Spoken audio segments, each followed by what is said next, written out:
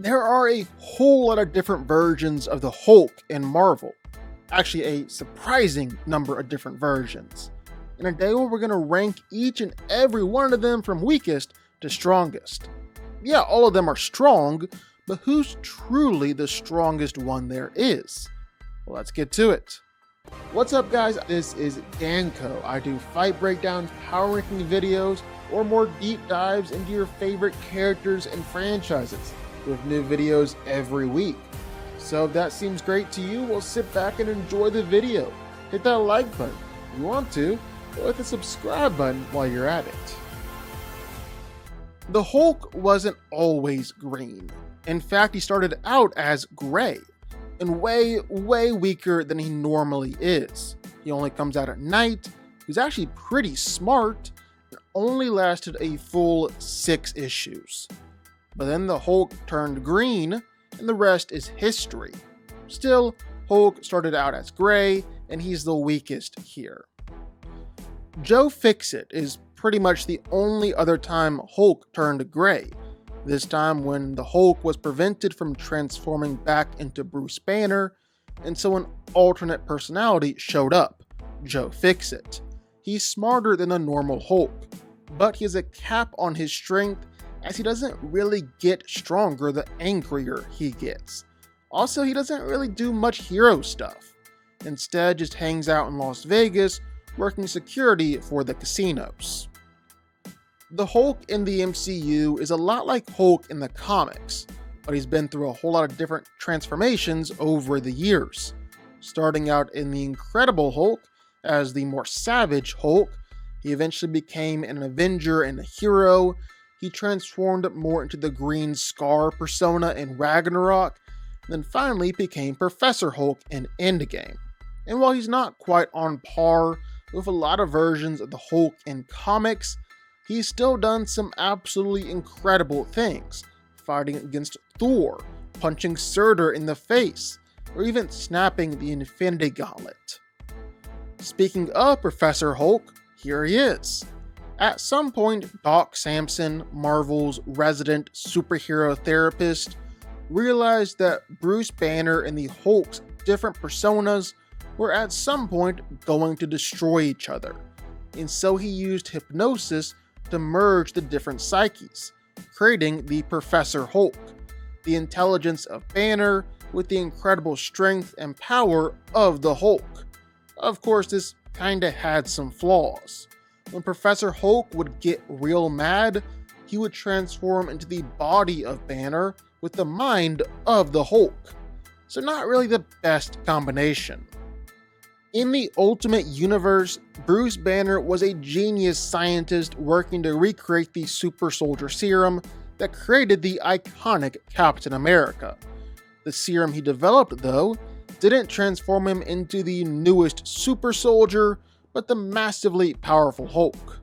While Bruce would at times have control over his transformation, the Manhattan Crisis, where he killed over 800 people after he lost control, would always alienate him from the hero community. Embracing his darker nature, Banner joined forces with the Maker in his war against the world, before eventually returning to smashing in the name of good. The love of Bruce Banner, Betty Ross can transform into a giant raging behemoth known as Red She-Hulk. So basically everyone in Bruce's life has become a Hulk at some point or another. But because Betty is a Red Hulk, that means that she isn't just incredibly strong, but she can also absorb gamma radiation from everyone around her. It basically means that she can transform any Hulk back into their human form.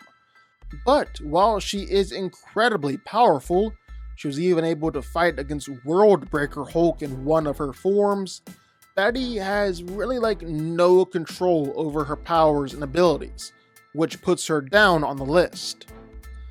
Betty isn't the only woman in Bruce's life to become a Hulk either.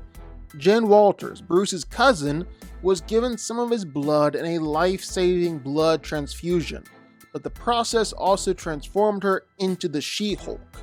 But she's just like Hulk Light. She's not as strong as the real Hulk, but she's able to transform into the Hulk at will. Doesn't really lose control while in her Hulk form. Of course, at some point or another, she can still get angry. And when she finally loses it, well, she becomes one of the strongest beings in all of Marvel. Amadeus Cho is one of Bruce Banner's best friends. He's one of the smartest people in Marvel, and he's been a Hulk too before, the totally awesome Hulk. He was able to drain the gamma radiation out of Bruce's body, putting it in his own body and becoming the Hulk. All the pros, none of the cons.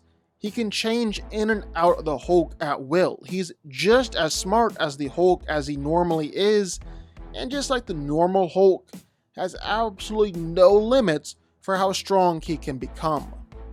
Weapon H is basically what would happen if you took the Hulk and Wolverine and mashed them together into one character. The latest experiment with Weapon X, Clayton Cortez has been given Wolverine's healing factor, his bone claws, and every bone in his body laced with adamantium, and then the incredible superhuman strength, durability, and healing factor from the Hulk. So like easily one of the most powerful beings in Marvel. Doc Green is basically the newest version of Professor Hulk.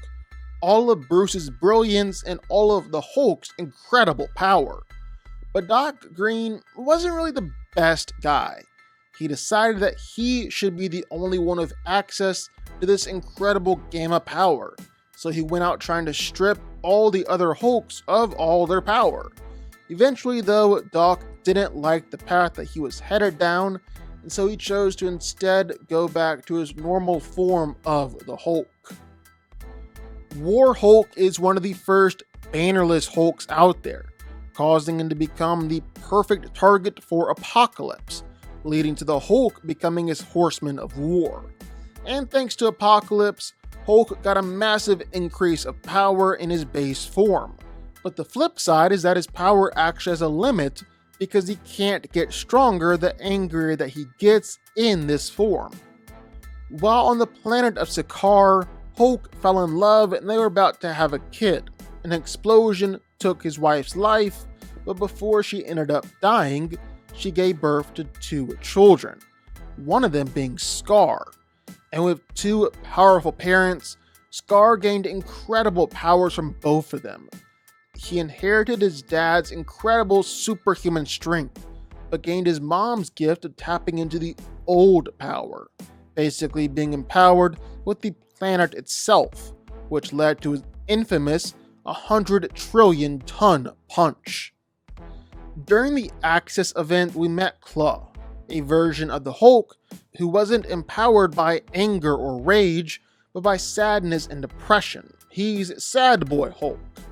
And for being fueled by sadness and not rage, Claw is actually incredibly violent and brutal. He wasn't really around for very long, but it took a ton of different heroes to stand up to him in a fight. Thunderbolt Ross has always been Hulk's #1 adversary, and he really cemented that when he transformed himself into a Hulk 2 just to fight Hulk on equal terms. As the Red Hulk, he takes all of the Hulk's strength, speed, durability, and his healing factor, plus Thunderbolt Ross's intellect. So while he's an incredible threat, on top of that, Red Hulk has the powers of thermokinesis, and he's got energy absorbing powers too, going on a rampage that took Thor and Hulk combined to take him down. In Old Man Logan, we got an apocalyptic version of Marvel where the Hulk rules what's left of the US, well, the Hulk and his family, who he had with his cousin, She-Hulk. There's a whole lot of inbreeding going on in this story. While in his Hulk form, well, he is big, and I mean big. He's so big, in fact, that he could pick up Wolverine and swallow him whole with just one bite. Of course, that's ultimately how Wolverine is able to beat him. But considering that while just in his banner form, he's easily as strong as the base Hulk, well, it's safe to say the Old Man Hulk is pretty powerful. Maestro is another evil version of the Hulk from the future. This one from about 100 years in the future, after a nuclear war wiped out almost every superhero on Earth. Now, Hulk wasn't just a smart Hulk here, but he was also insane. Insane from all the radiation that he had absorbed.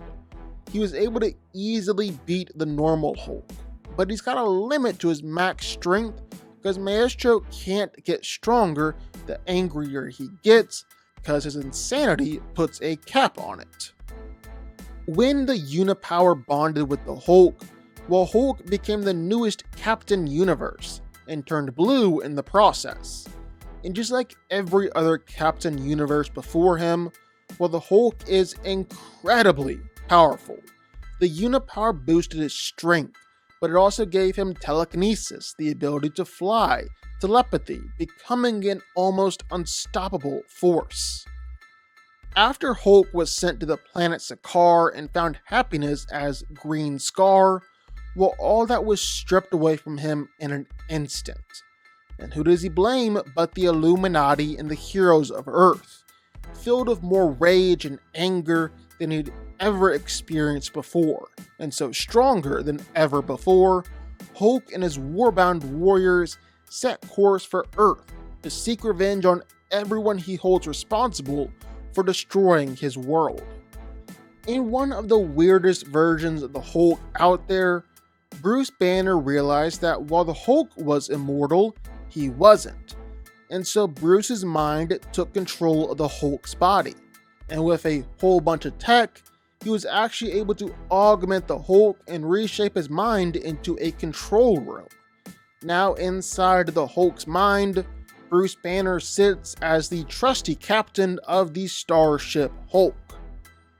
Known as the Hulk's Hulk, or the deadliest of all the Hulks, the Titan Hulk is where the Hulk is pushed to the limit of his rage. It's like when Bruce gets angry and turns into the Hulk, while the Titan Hulk is what happens when the Hulk gets angry. And while we haven't really seen much from him, this all easily makes him one of the most powerful versions of the Hulk out there. In an alternate reality in Marvel, Space Punisher Hulk is easily one of the most powerful versions of the Hulk ever. He's considered to be the greatest threat to the universe since Galactus himself, and really proved that by absolutely annihilating a group of Watchers, who were way more powerful than the normal universe's Watchers. The Immortal Hulk is a powerhouse among powerhouses, standing head and shoulders above every other version of the Hulk. He was created because of Bruce's and the Hulk's countless deaths and rebirths, and in the process, while the Devil Hulk was able to lock away all the other personalities, becoming Immortal Hulk. He comes out every night like some sort of villain from a horror movie, and has some scary new powers. One of the greatest healing factors you'll ever see, the ability to destroy an entire planet in an instant, and even enough power to stand up to the one below all. As World War Hulk got more and more angry and more powerful, Hulk eventually transformed into World Breaker Hulk. He was easily more powerful than every single hero on Earth, even most all of them combined, and each step that he took was threatening to break the world in half. And World Breaker Hulk did eventually live up to his name too, shattering worlds with just the shockwave of its attacks. But the strongest version of the Hulk, well, it's not World Breaker Hulk, but the Breaker of Worlds, or the Hulk God. This is the Hulk's ultimate form. It's actually the one below all, possessing the Hulk. He's way more powerful than Galactus, Franklin Richards, Mr. Immortal, any top tier character in Marvel. He can smash entire universes in an instant. He's so big that he towers over planets and galaxies. He's basically immortal, and is the physical incarnation of destruction. No doubt about it, Breaker of Worlds is definitely the strongest one there is. But what do y'all think? Sound off in the comments down below. I know you're gonna have thoughts and feelings on this one for sure. If you stuck around this long and made it to the end of the video, that's amazing. Thank you so much for watching and for supporting us. And if you want to go subscribe, well, go subscribe. You're gonna see more videos like this one every single week. I'll see y'all then. I'll see y'all next time.